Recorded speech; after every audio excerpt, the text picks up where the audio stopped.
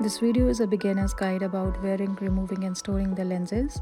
And first you have to choose the lenses that you want to wear. I'm going in with Russian Velvet Grey from OLENS India. The lenses come in such blister packs. Make sure that you're opening the blister pack really carefully.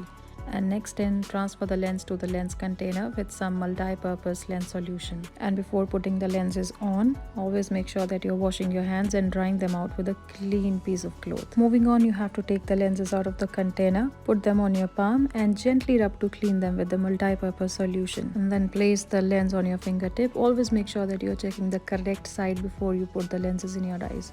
And for the general guide, the lens rim is always going to face upwards. And let's now discuss how to wear the lenses properly.